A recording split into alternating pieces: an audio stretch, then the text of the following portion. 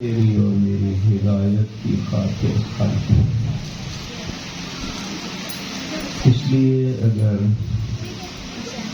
ہدایت کی ضرورت ہے تو بادل پیغمبر خدا ہادیان برحق علی اور اولاد علی علیہ الصلوۃ والسلام۔ قرآن مجید کتاب ہے قانون کی اور اس کی تشریح کرنے والی ذوات مقدسہ علی اور اولاد علی علیہ الصلوۃ والسلام۔ تو اس آیہ کریمہ میں پروردگار عالم کے ارشاد ہے کہ میں نے جنوں و انس کو اپنی عبادت کے لیے خلق فرمایا ہے، لیکن یہ ضرور ذہن میں رکھیں کہ اللہ کی ذات تیری اور میری عبادت کی محتاج نہیں، وہ سمد ہے، بے نیاز ہے، کسی کی بھی عبادت کی ضرورت اس ذات کو نہیں ہے۔ ہماری ضرورت ہے کہ اس ذات کی عبادت کر کے بندہ ہونے کا ثبوت دیں، کیونکہ عبادت کا دوسرا معنی وہی بندگی ہوتا ہے۔ عربی میں آپ اس کو عبادت کہتے ہیں، عبادت اسی عابد سے ہے، اور عبد آپ جانتے ہیں وہ ہوا کرتے تھے کہ جن کا مالک کوئی اور ہوا کرتا تھا۔ پہلے زمانے میں جن کو پھر غلام بھی کہا گیا، کنیزیں اور لونڈیاں بھی کہا گیا، وہ عبید ہوتے تھے، عبد ہوتے تھے۔ عبد کا وہ عمل جو اپنے مالک کی رضا کے لیے ہوتا ہے اس کو عبادت کا۔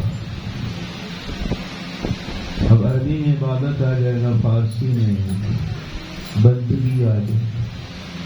عبادت اور بندگی یہ دونوں مترادف ہیں۔ اردو اور فارسی میں بندگی ہے اور عربی میں عبادت ہے۔ ہم بندے سے مراد انسان سمجھتے ہیں، لیکن نہیں، بندہ انسان کا معنی بندہ نہیں، عابد کا معنی بندہ۔ جو عبادت کرنے والا ہے، جس کا کوئی مالک ہے، وہ بندہ ہے۔ ہم نے عبادت کر کے بندہ ہونے کا ثبوت دینا ہے کہ خدایا ہم تیرے بندے ہیں۔ اس لیے تو ہم سورہ ہم میں کیا ہے، ایاک نعبد، کہ ہم تیری ہی عبادت کرتے ہیں، یا اس کا یوں آپ ترجمہ کر لیں کہ خدایا بس ہم تیرے ہی بندے ہیں۔ ایک ہی ہے کہ بندہ وہی ہے جو بندگی کرتا ہے نا، عبد وہی جو عبادت کرتا ہے۔ تو اس لیے وہ محتاج نہیں ہے۔ میرے امام مولے متقیان کا ارشاد ہے خطبہ حمام میں، اور یہ ضرور پڑھیں، خطبہ حمام میں جو البلاغہ میں ہے، بہت سارے مسائل اس خطبہ میں امام علیہ السلام نے حل فرمائے ہیں۔ صاحبان تقویٰ، یعنی آپ شیعہ لوگوں کے اوصاف بیان کیے ہیں کہ علی کا شیعہ کیسا ہونا چاہیے۔ اس میں حضرت فرماتے ہیں ان اللہ خلق الخلق حین خلقہم غنیا عن طاعتہم وآمنا عن معصیتہم، کہ اللہ کی ذات نے جب چاہا مخلوق کو پیدا کیا، جب چاہا مخلوق کو پیدا کیا، لیکن پیدا اس لیے نہیں کیا کہ ان کی اطاعت کا محتاج تھا، فرمایا نہیں، بلکہ غنی تھا ان کی اطاعت سے۔ غنی کیا ہوتا ہے؟ جس کو ضرورت نہیں ہوتی وہ غنی ہوتا ہے۔ غنیان عن طاعتہم وآمنا عن معصیتہم، مخلوق کی نافرمانی اس ذات کا کچھ بگاڑ نہیں سکتی، اور مخلوق کی اطاعت اس کا کچھ سنوار نہیں سکتی۔ وہ غنی ہے، اس میں کوئی کسی قسم کا احتجاج نام کی کوئی شے نہیں ہے۔ اللہ الصمد، اس کا یہی معنی ہے کہ وہ بے نیاز ہے اصلاً۔ اور پھر ہم اپنے آپ کو سمجھتے ہیں کہ ہم انسان یہ عبادت کر کے بڑا کام کر لیتے ہیں، لیکن اگر آپ قرآن میں غور کریں، قرآن جو حقائق کا ترجمان ہے وہ تو یہ کہتا ہے کہ پوری کائنات اللہ کی عبادت کرے، جو مخلوق ہے، یسبح للہ ما فی السماوات و ما فی الارض، کہ اللہ کی تسبیح بیان کرتی ہے ہر وہ شے جو آسمانوں میں ہے اور زمینوں میں ہے۔ کوئی شے ایسی نہیں جو خالق کی تسبیح نہ کرے۔ سورہ حج کی ایک آیت ہے، أَلَمْ تَرَ أَنَّ اللَّهَ يَسْجُدُ لَهُ مَنْ فِي السَّمَاوَاتِ وَمَنْ فِي الْأَرْضِ الشَّمْسُ وَالْقَمَرُ وَالنُّجُومُ وَالشَّجَرُ وَالْجِبَالُ وَالدَّوَابُّ وَكَثِيرٌ مِّنَ النَّاسِ۔ علم ترا کا ایک معنی رویت ہے کہ کیا تم نہیں دیکھتے، یا علم ترا رائے سے ہے کہ کیا تم نہیں جانتے کہ اللہ کی ذات تو وہ ہے کہ جس کو ہر وہ شے سجدہ کرتی ہے جو زمینوں میں ہے اور آسمانوں میں ہے۔ بے شک یسجد لہو، اتنی عربی آپ جانتے ہیں کہ سجدہ کرتے ہیں۔ علم ترا ان اللہ، کیا آپ نہیں جانتے کہ آپ کا اللہ تو وہ ہے کہ یسجد لہو، اس کو سجدہ کرتے ہیں، من ہر وہ جو فی السماوات آسمانوں میں ہے، و فی الارض اور جو زمینوں میں ہے، ساری مخلوق اللہ کو سجدہ کرتی۔ ظاہر آیت ہے، نص ہے، یعنی کوئی اجمال نہیں ہے اس میں۔ اور پھر کچھ چیزوں کو گنا، کچھ آسمانی چیزوں کو گنا جو سجدہ کرتی ہیں، کچھ زمین کی چیزوں کو شمار کیا۔ الشمس، سورج بھی اللہ کو سجدہ کرتا ہے، والقمر، چاند بھی اللہ کو سجدہ کرتا ہے، والشجر،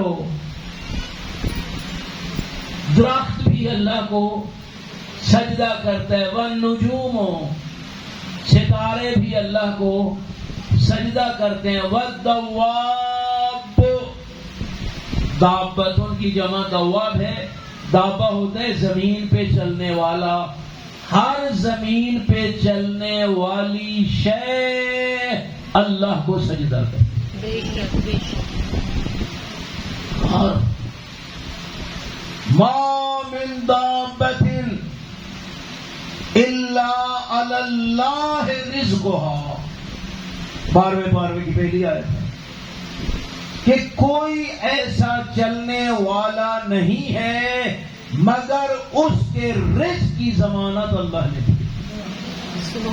اس کا رازق اللہ کی ذات، یعلم مستقرها ومستودعها، اللہ جانتا ہے کہ میں نے اس کو رہائش کہاں دینا ہے، ہر شے کو جانتی ہے وہ ذات۔ تو یہ دابہ اسی دواب اسی دابہ کی جمع ہے۔ تو کائنات میں ہر چیز اللہ کو سجدہ کرتی ہے، وَكَثِيرٌ مِّنَ النَّاسِ، اور لوگوں میں سے بھی ڈھیر سارے اللہ کو سجدہ کرتے ہیں۔ پہلے جو خداوند عالم نے پہلی چیزوں کا ذکر فرمایا وہ ساری اللہ کو سجدہ کرتی ہیں. جب انسان کی باری آئی ساری نہیں کہی. اِنَّ شُکْرَ کثیر من الناس، ڈھیر سارے اللہ کو سجدہ کرتے ہیں. وَقَثِيرٌ حَقَّ عَلَيْهِمُ الْعَذَابُ، اور ڈھیر سارے ایسے بھی ہیں جو سجدہ نہ کر کے عذاب کے مستحق بن جاتے ہیں. اس کا کیا مطلب؟ جو سجدہ نہیں کرے گا اس میں عذاب آئے گا.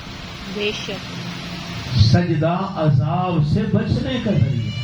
بے شک ہر شے کر رہی ہے. سورہ بنی اسرائیل میں وَإِن مِّن شَيْءٍ إِلَّا يُسَبِّحُ بِحَمْدِهِ وَلَكِن لَّا تَفْقَهُونَ تَسْبِيحَهُمْ. کوئی شے ایسی نہیں مگر وہ اللہ کی تسبیح بھی کرتی ہے اور اللہ کی حمد بھی بجا لاتی ہے، لیکن تم میں یہ شعور نہیں کہ ان کی تسبیح اور حمد کو سمجھ سکتے. خالق سمجھتا ہے، خاصان خدا بھی سمجھتے ہیں. تاریخ انبیاء میں ہے. صلوات پڑھیں آپ ذرا. اللہم صلی علی محمد. جناب عیسیٰ علیہ وعلی نبینا افضل الصلاۃ والتسلیم ایک بار پھر انبیاء کی ذات پہ صلوات پڑھ لیں. اللہم صلی علی محمد.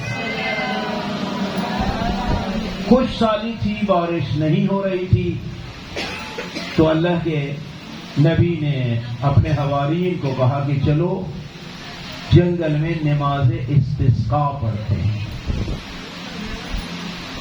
یعنی یہ ما سبق انبیاء میں بھی یہ نماز استسقاء کا وجود تھا کہ بارش نہیں ہو رہی، نماز استسقاء پڑھو. 3 دن روزے رکھو، آخری دن ہر بچے کو اس کی ماں سے جدا کرو، چاہے وہ انسانی ہیں یا حیوانوں کے ہیں. فریادیں ہوں، بچے چیخ رہے ہوں، مائیں پیٹ رہی ہوں، اس حالت میں باہر نکلو اور نماز عیدین کی طرح 2 رکعت نماز پڑھو، لیکن قنوت اس طرح نہیں، الٹے کر کے. ایک طریقہ معصوم کی طرف سے ہمارے مذہب اسلام میں بھی یہ نماز استسقاء کا ہے کہ باران رحمت نہ ہو تو پھر یہ نماز پڑھو. اللہ کے نبی نے حکم دیا، سارے چلے نماز پڑھنے کے لیے. آگے آگے عیسیٰ روح اللہ ہیں. دیکھا کہ ایک چیونٹی پڑی ہے صحرا میں، سیدھی نہیں الٹی، اپنے وہ سر کے بال ہلا رہی ہے، اپنی زبان میں مناجات کر رہی ہے. عام بندے تو نہیں سمجھتے، روح اللہ سمجھتے تھے. کیا کہہ رہی ہے؟ کہہ رہی تھی خدایا بنی نو انسان کے گناہوں کی سزا ہم بیچاروں کو تو نہیں ملنا چاہیے، اپنی رحمت کی بارش کو نازل فرما. جناب عیسیٰ علیہ السلام کہتے ہیں چلو واپس. حواریین کو چلو واپس. کہا نماز نہیں پڑھنی.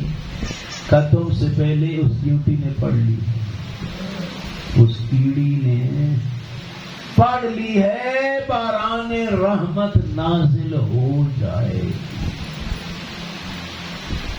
اس سے سمجھ لو کہ فقط عبادت کرنے والا انسان نہیں، پورا جہان ہے اس ذات کی عبادت کرنے والا. وہ تیری اور میری عبادت کا محتاج نہیں، میں محتاج ہوں کہ بندگی کر کے بندہ ہونے کا ثبوت دوں. اور وہ بھی فقط نماز روزے کی حد تک نہیں ہے. میں نے کل بھی عرض کیا تھا، اگر آپ غور کریں تو آیت مطلق ہے. فرماتا ہے کہ میں نے پیدا ہی تجھے عبادت کے لیے کیا. اس میں یہ نہیں ہے کہ 4 گھنٹے عبادت کر لو، باقی 20 گھنٹے تمہاری مرضی. نہ 24 گھنٹے ہی عبادت میں گزارو. اس کے لیے ظاہر ہے پھر آزادانہ زندگی تو نہیں نا، غلامانہ زندگی گزارنا ہوگی، اور اسی غلامانہ زندگی کو ہی عبادت اور بندگی کہتے ہیں. اس لیے آپ دیکھیں سید الانبیاء نے کیا فرمایا تھا؟ ذکر علی عبادت، حب علی عبادت، پھر ذکر علی عبادت. یہ ذکر علی عبادت سے کیا مراد ہو؟ بھائی زبان پہ یا علی یا علی یا علی یا علی یا علی یہ ذکر ہے، یقیناً یہ بھی ہے زبان پہ امام کے فضائل کا پڑھنا ذکر ہے، لیکن ایک ذکر کا معنی تذکر اور نصیحت ہے. فذکر فإن الذکر تنفع المؤمنین، قرآن کی آیت ہے. میرے حبیب ان کو نصیحتیں کرتے رہو، نصیحت مومنوں کو فائدہ دیتی ہے. تو یہاں ذکر ذکر کا کیا معنی؟ نصیحت، یاد دہانی، جس کو تذکر بھی کہتے ہیں. ذکر علی عبادہ، میرے بھائی جب کوئی کام کرنے لگو تو اپنے امام کو یاد کرو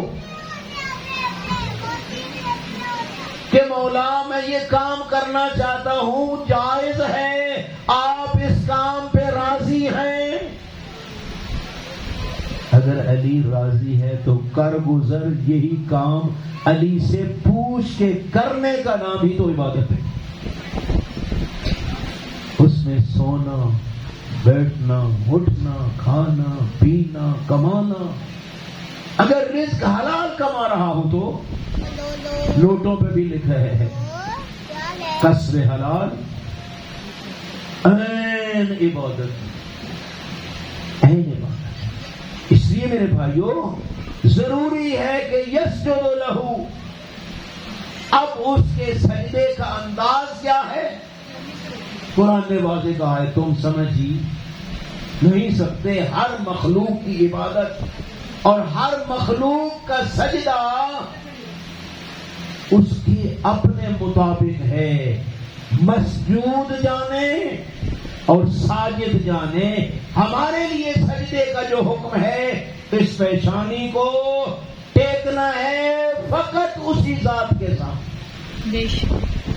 ان المساجد للہ، کہ یہ سجدے والی جگہ اللہ کے لیے ہیں، کبھی غیر اللہ کے سامنے اس پیشانی کو نہیں ٹیکنا. یہ پیشانی وہاں جھکے جہاں خالق نے حکم دیا. اور کھلا عرض کروں گا، فقہ اہل بیت میں غیر اللہ کو سجدہ کرنا حرام. جو بھی عظیم شخصیت ہو اپنی جگہ پہ، خود سید الانبیاء سے تو بڑھ کے نہیں ہے نا، حضرت سے بڑھ کے تو مخلوق میں کوئی شے ہی نہیں نا.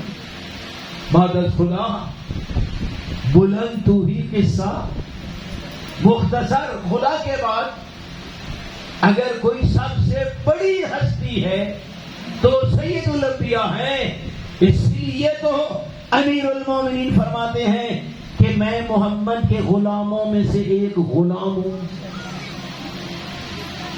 یہ فقط زبانی جمع خرچ تو نہیں ہے، یہ ایک حقیقت ہے کہ افضل ترین شخصیت سید الانبیاء. تاریخ میں ایک واقعہ ملتا ہے، آپ صلوات پڑھیں ذرا.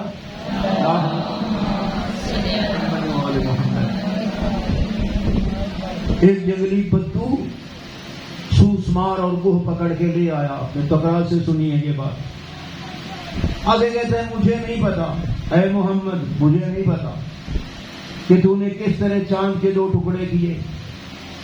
میں نے نہیں دیکھا کس طرح تیرے ہاتھوں پہ سنگریزوں نے کلمہ پڑھا.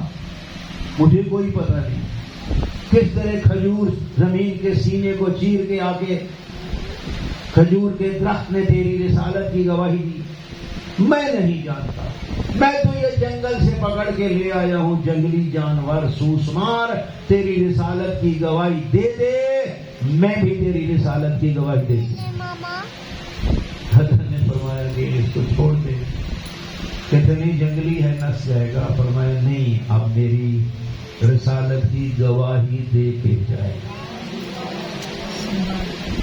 سوسمار کو چھوڑا، حضرت کے سامنے مؤدب ہو کے فصیح عربی میں خطبہ پڑھا اس سوسمار نے، اور حضرت کی رسالت کی گواہی دی. عرب اس نے بھی حضرت کی رسالت کی گواہی دی اور قدموں کی طرف سجدہ دینے کے لیے جھکا. تاریخ میں یہی ہے کہ حضرت نے اس کے چہرے کے نیچے ہاتھ رکھا اور بلند کیا، فرمایا خبردار، اگر اسلام میں غیر اللہ کو سجدہ جائز ہوتا میں حکم دیتا کہ عورت اپنے شوہر کو سجدہ کرے، لیکن چونکہ جائز نہیں، میں عورت کو بھی نہیں کہتا کہ تم اپنے شوہر کو سجدہ کرو. تو اس سے آپ اندازہ لگاؤ، جب سید الانبیاء کو سجدہ کرنا جائز نہیں تو ہر کیمے کے سامنے پیشانی جھکانا نہیں. جھک اسی کو جس کو علی جھکتا ہے، اسی کو جس کو علی جھکتا ہے. علامہ محمد یار صاحب کی بلا علیہ مقام شریف فرمایا کرتے تھے، فضائل علی کو پڑھوں جی کرتا ہے اس علی کو سجدے کروں، لیکن جب کردار علی کو دیکھتا ہوں کہ او بستر کو چھوڑ کے کسی اور چوکھٹ پہ سجدہ ریز ہے تو مجھے یقین ہو جاتا ہے لائق سجود وہی ہے جس کو علی سجدے کرتا ہے. اس لیے میرے بھائی اور بزرگوں، جتنی بڑی شخصیت ہے رہے احترام کریں، آتا ہے کھڑے ہوں. جو احترام کا طریقہ ہے یہ سجدے والا طریقہ احترام کا اسلام میں نہیں. بہت کہتے ہیں یہ تعظیمی سجدہ، تعظیمی سجدے کا کوئی وجود اسلام میں نہیں. ان المساجد للہ، یہ پیشانی اسی خالق کو جھکنا چاہیے جو اس پیشانی کا خالق ہے. اور آپ کلمہ طیبہ میں کہہ رہے ہوتے ہیں لا الہ الا اللہ، لائق عبادت وہی ذات ہے. غیر اللہ کو سجدہ کرو گے شرک در عبادت، اور شرک در عبادت کا نتیجہ کیا ہے؟ خدا کی ذات ہر گناہ کو معاف کر دے گی، نہیں بخشے گی تو مشرک کو نہیں. سجدہ بڑی قیمتی ہے، بڑی قیمتی ہے میرے بھائی اور بزرگوں. تاریخ میں ہے سید الانبیاء کا ایک صحابی ہے جس کا نام ہے ربیعہ. 7 سال سید الانبیاء کی اس نے خدمت کی، بڑا اچھا غلام ہے. ایک دن زہرا کا بابا کہنے لگا ربیعہ تو نے بڑی خدمت کی ہے میری، لیکن میرا جی کرتا ہے تو کچھ مانگ اور میں دوں. اور پہلے سب کچھ آپ نے دیا ہے. کہا نہیں، میرا جی کرتا ہے تو مانگے اور میں تجھے عطا کروں. اچھا مولا اگر آپ فرماتے ہیں تو پھر اتنا مہربانی کریں، مجھے ایک رات مہلت دے دیں کہ میں سوچ لوں آپ سے مانگنا کیا ہے. اس سے اگر آپ دعا کی شرائط میں پڑھیں نا، مصباح الشریع ایک کتاب ہے، امام جعفر صادق علیہ الصلوۃ والسلام کا ارشاد ہے کہ اذا دعوت فانظر اما تدعو وما تدعو. فرمایا جب دعا مانگنے لگو نا تو مانگنے سے پہلے یہ سوچو کس سے مانگ رہے ہو اور کیا مانگ رہے ہو. میرے بھائیوں، ہم کبھی اس خالق سے وہ چیز مانگ لیتے ہیں جس میں اسی کی نافرمانی ہوتی. اس لیے بہت ضروری ہے مانگتے کو پتا ہو میں نے مانگنا کیا. کہا مولا اجازت دے دو رات کو میں ذرا سوچ لوں کہ آپ سے کیا مانگنا ہے. صبح آیا، مولا مانگتا حاضر ہے. ٹھیک ہے، ہم دینے کے لیے تیار ہیں، مانگو. عرض کرتا ہے مولا اور کچھ نہیں مانگتا، جنت میں اپنی ہمسائیگی میں مجھے گھر دلوا. کیا پتہ نہیں میں اور آپ ہوتے تو ہم کیا مانگتے ہیں. بھئی دنیا کی کوئی چیز نہیں مانگی، پھر میں کیوں مانگتا؟ یا وہ مجھے چھوڑ جاتی یا میں اس کو چھوڑ جاتی. میں کیوں نہ وہ مانگوں جو ہمیشہ دیتے ہو. فرمایا ہاں دیتا ہوں، لیکن ایک شرط ہے، اور وہ شرط کیا ہے؟ لمبے لمبے سجدے تم دو، جنت میں اپنی ہمسائیگی میں گھر میں دو. لمبے لمبے سجدے دربار خداوندی میں تم دو، جنت میں گھر زہرا کا بابا دلوائے گا. میرے بھائیوں، یہ نسخہ فقط ربیہ کے لیے نہیں، یہ آج تیرے اور میرے لیے بھی ہے. آؤ اپنے خالق کے سامنے جھکو. جتنا لمبا سجدہ دو گے اتنا وہ ذات راضی ہے. معصوم نے فرمایا ہے سب سے زیادہ قریب بندہ جب خالق کے ہوتا ہے وہ سجدہ کی حالت. سجدے کی حالت سے بڑھ کے قرب الہی کا کوئی مقام نہیں ہے.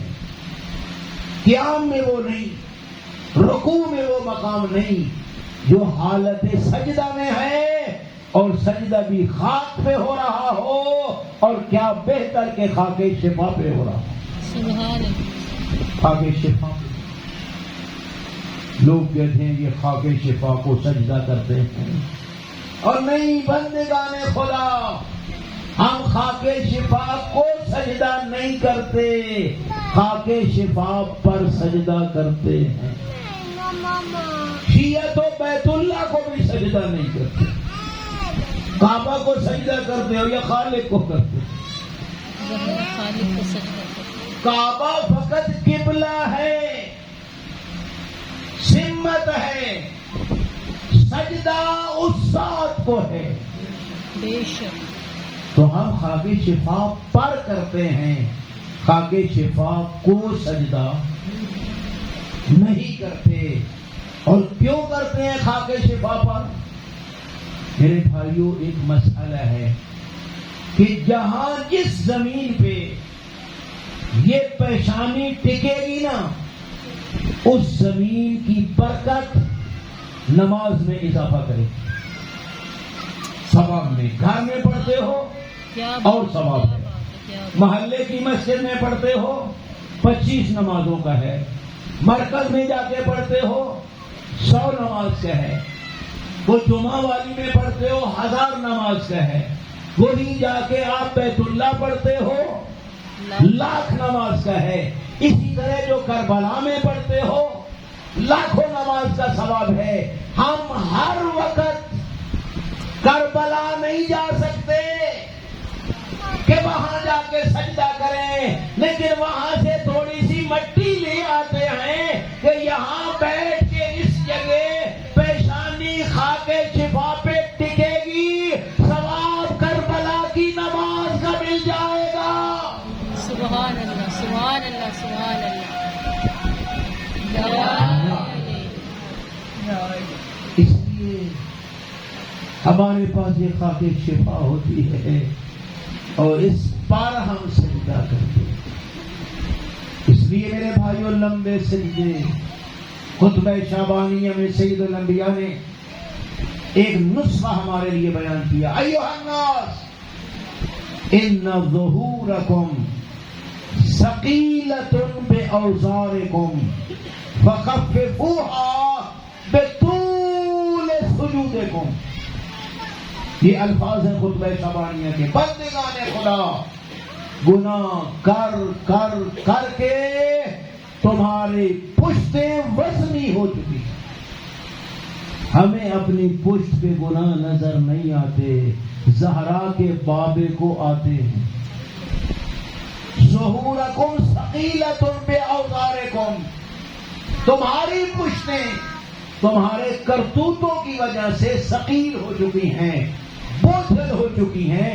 خففوہا بطول سجودکم، لمبے لمبے سجدے کر کے اس بوجھ کو ہلکا کریں، ہلکا۔ اس لیے میرے بھائی اور بزرگوں، ایسے لوگ بھی گزرے ہیں غیر معصوم ہوتے ہوئے پوری پوری رات ایک سجدے میں گزارتے تھے، جن میں سے ایک خواجہ اویس کرنی ہے۔ خواجہ اویس کرنی آپ جانتے ہیں عاشق رسول اعظم اور پکا شیعہ علی بن ابی طالب، پکا، جو امام نے فرمایا تھا نا کہ اتنے ہزار کا لشکر آئے گا، آخری اس عدد کو پورا کرنے والا اویس کرنی تھا، پکا شیعہ ہے اور عاشق کا حضرت تھا۔ آپ کو بتائیں، ایک دن کہتا ہے اماں دیتی ہے اجازت کہ میں جا کے اپنے محبوب کی زیارت مدینہ میں کروں۔ یمن سے چلتا ہوں، کرن وہاں کا علاقہ ہے یمن میں۔ کہا ٹھیک ہے بیٹا جاؤ، لیکن ٹھہرنا نہیں ہے، قید لگا دی۔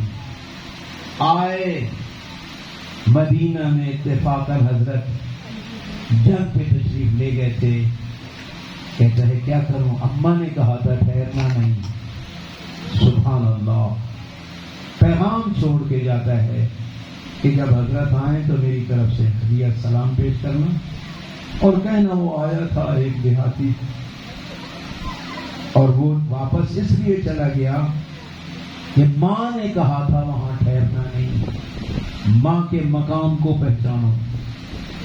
ماں اگر مستحب روزے سے منع کر دے، وہ روزہ رکھنا حرام ہو جاتا ہے۔ ماں کا اتنا مقام، بابے کا اتنا مقام ہے، مستحب عمل کی اجازت ماں باپ سے ضروری۔ اگر وہ رضایت نہ دیں وہ سفر نہیں۔ سید الانبیاء کی زیارت کے لیے آتا ہے، اگر زندہ ہے، دنیا میں ہے، زیارت کے لیے آتا ہے، اماں سے اجازت مانگتا ہے۔ اماں کہتی ہے بیٹا ٹھہرنا نہیں، ٹھہرنا نہیں۔ دیکھو نہیں ہے حضرت، پیغام چھوڑ کے گئے اور کہا دیکھو نا کہ جب حضرت آئیں تو میرے سلام پیش کرنا، عرض کرنا اگر ماں نے نہ کہا ہوتا تو میں جب تک آپ کی زیارت نہ کر لیتا واپس نہ جاتا، لیکن آپ نے ہی جو کہا ہے کہ ماں کے حکم کو ماننا ہے، میں آپ کے حکم کی اطاعت کرتے ہوئے واپس جا رہا ہوں۔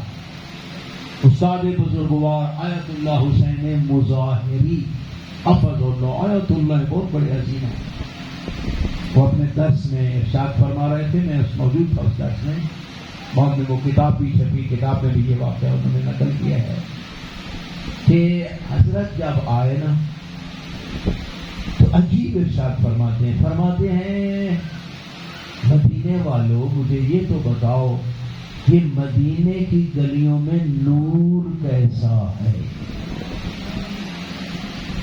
مدینے کی گلیوں میں نور کیسا ہے؟ کوئی میرا مہمان آیا تھا تو ایک جٹ بندہ کھردرے لباس والا ڈاچی ناکا پہ سوار آیا تھا اور اس نے کہا آپ کی زیارت کے لیے آیا تھا، لیکن اماں نے کہا ہے کہ رکنا نہیں، وہ واپس چلا گیا ہے۔ فرمانے لگے ہاں اویس آیا تھا، میرے لیے نور ہدیہ چھوڑ دیا۔ یہ بھی خواجہ اویس کرنی تھا۔ اماں کو کہتا تھا اماں اجازت دیتی ہے آج کی رات پوری رات ایک سجدے میں گزار، ساری رات گزار دیتا۔ ہم آتی نہیں ہیں۔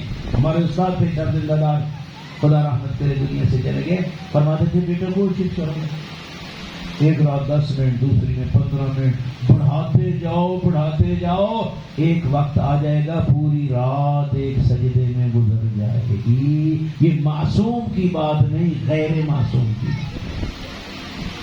لیکن یہ سجدے میں وہی لذتیں لے گا جو مسجود کو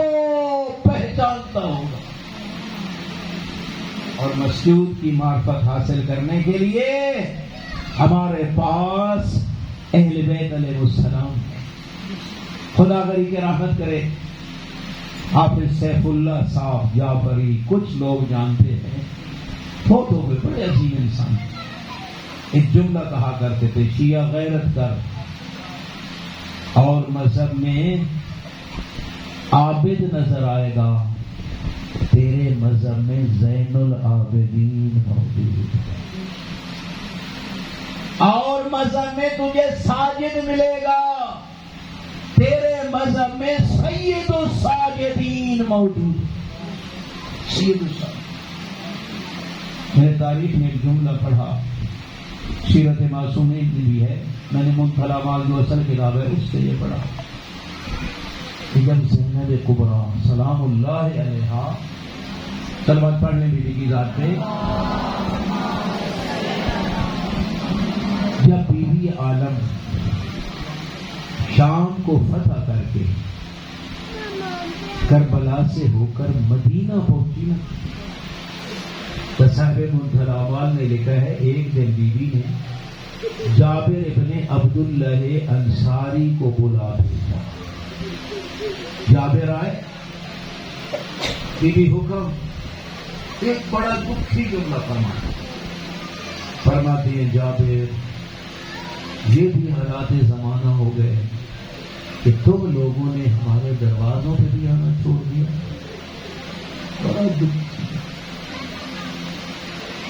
دل ہی دل میں رو کے کہتے زینب کس منہ سے آئے تیرے دروازے پہ، تیرا حسین جیسا ویر ذبح ہو جائے، عباس کے بازو قلم ہو جائیں، مجمع عام میں تیری چادر لٹ جائے، بدماشوں کے مجمع میں تو خطبے دیتی رہے، سر ننگے ہم زندہ رہیں، کس منہ سے آئے ہو بی بی؟ اور میں جابر تیرے بلانے کا کوئی مقصد ہے؟ بی بی ذرا حکم فرماؤ. فرمایا یہ مسجد میں جا کے میرے سجاد کی حالت تو ہڈیوں کا ڈھانچہ رہ گیا ہے، عبادت کر کر کے ہڈیوں کا ڈھانچہ رہ گیا ہے، ذرا جا کے میری طرف سے کہہ دے. پھپھی کہتی ہے تو ہی تو ایک نشانی بچ گیا ہے، ذرا عبادت میں کمی کر. اب کون ہے زینب کا اس دنیا میں؟ یا سمال الباقین، او گزشتگان کی شبیہ سجاد. جابر کہتے میں آیا، امام عبادت میں مصروف تھے، سلام پڑھانا. مجھے سلام کہہ کے کہتے ہیں کہ چچا جابر کیسے آنا ہوا؟ مولا آج میں خود نہیں آیا، تیری پھپھی زینب نے بھیجا. کیوں بھیجے ہے؟ بیوی کہتی ہے کہ ذرا عبادت میں کمی کر، تو ہی تو میرے ویر کی نشانی ہے سجاد. جب یہ جملہ سنا نا، فرمایا ہو میرے بیٹے محمد باقر، ذرا جا وہ صحیفہ اور کتاب اٹھا کے لے آ جس میں میرے جد علی ابن ابی طالب کی عبادت کا تذکرہ. باقر العلوم گئے، اٹھا کے لے آئے وہ صحیفہ. زین العابدین نے پڑھنا بھی شروع کیا اور زاروں قطار رونا بھی شروع کیا. رو رو کے کہتے ہیں کس کی طاقت ہے جو میرے جد علی ابن ابی طالب جتنی عبادت کرے. لیکن میرے بھائیوں میں اتنا عرض کروں گا کہ عبادت تو بڑی کی نا علی المرتضیٰ نے، لیکن زین العابدین کا لقب تو فقط تیرا ہے. لکھا ہے علامہ مجلسی علیہ رحمہ نے، اس لقب کی اہمیت کا پتہ چلے گا قیامت والے دن جب پوری انسانیت موجود ہوگی. ایک صدا آئے گی، این این زین العابدین، اور کہاں ہے زین العابدین؟ کوئی نبی مرسل، کوئی عبادت گزار اس صدا پہ لبیک نہیں کہے گا. اگر لبیک کہے گا تو حسین کا غیرت مند بیٹا سجاد مولا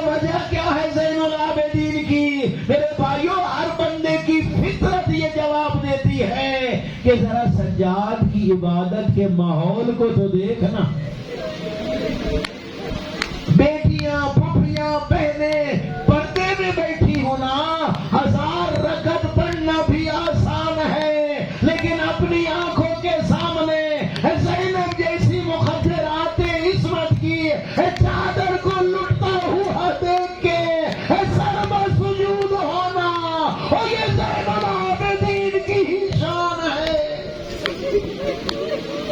وہ بدبخت کہتے مجھے وہ وقت نہیں بھولتا جب لوٹنے کے لیے میں ایک خیمہ میں داخل ہوا نا، ایک بیمار چمڑے کے بستر پہ آرام کر رہا تھا. میں نے اس گستاخی سے اس بستر کو کھینچا نا، بیمار منہ کے بل زمین پہ گرا. اس کے سرہانے ایک بی بی تیمارداری کے لیے بیٹھی تھی. میں نے اس کو لوٹنا شروع کیا. اس کے